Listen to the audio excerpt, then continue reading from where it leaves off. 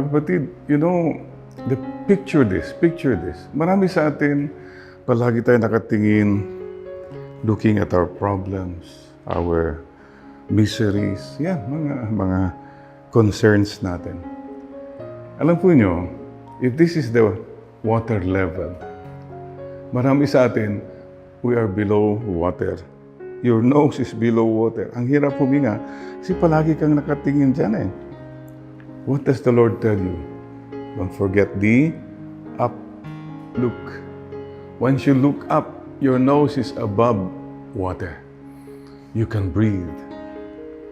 Marami pong beses, we are not conscious, palagi tayong below water kasi nakayuko ka palagi. What is important is the up look. When you look up, your nose goes up and you can breathe. Don't forget the up look. Sure, all these are important concerns yung nakikita natin sa mundong ito. But once you look up, nandiyan pa rin ang problems, whatever. But, iba na po eh. Magaan na eh. You know there's someone. There is someone greater than you and me. Huwag po natin kakalimutan si Lord. Lalong-lalo na pag lumulubog na po tayo. Breathe. Look up. The Lord, your salvation is near. Amen. Oh, look up naman dyan. He is with you. Always and in all ways.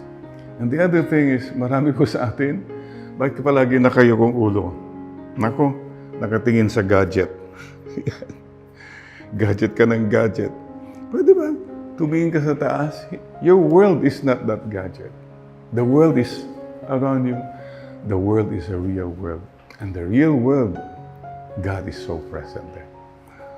Mga iba kasi sa atin, tignan yung ulo mo, baka ganyan ang kung maglalakad ka. Oh, look up. God bless you, and Mama Mary loves you. Dalawa raw ang palaging tinitignan ng mga tao. Gadget at budget. The Lord is greater than all your gadgets and your budgets. Amen.